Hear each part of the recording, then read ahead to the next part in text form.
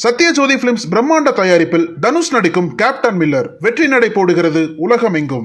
மனித வனவிலங்கு மோதல்களால் ஏற்படும் உயிரிழப்பு மற்றும் நிரந்தர இயலாமைக்கான நிவாரணத் தொகையை 5 லட்சத்தில் இருந்து 10 லட்சம் ரூபாயாக உயர்த்தி முதலமைச்சர் மு.க.ஸ்டாலின் உத்தரவிட்டுள்ளார். கூடுதல் விவரங்களை செய்தியாளர் பாரிகார்த்திக் வழங்க கேட்கலாம். பாரிகார்த்திக், வணக்கம். முழு விவரங்கள் என்ன?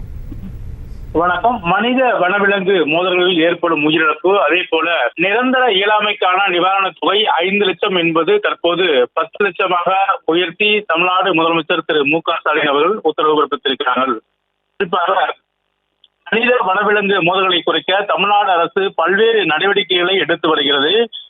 அதே நேரத்தில் மனித வனவிலங்கு மோதல்களில் பாதிக்கப்பட்டவர்களுக்கு போதுமான இழப்பீடு தொகையை உடனடியாக வழங்க வேண்டும் என கருத்தில் கொண்டு தமிழ்நாடு அரசு கடந்த நவம்பர் 3ஆம் தேதி மனித உயிரிழப்பு அல்லது நிரந்தர இயலாமைக்கான இழப்பீட்டு தொகை ரூபாய் 4 லட்சத்திலிருந்து 5 லட்சமாக உயர்த்தியுள்ளது.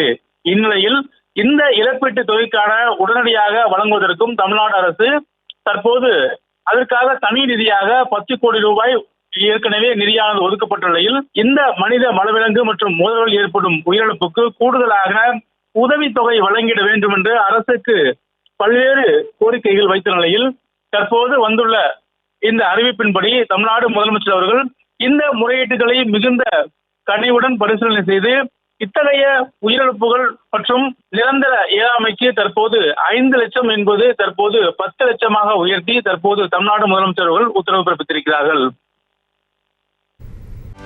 செய்திகளை உடனுக்குடனும் துல்லியமாகவும் தெரிந்து கொள்ள சப்ஸ்கிரைப் பண்ணுங்க.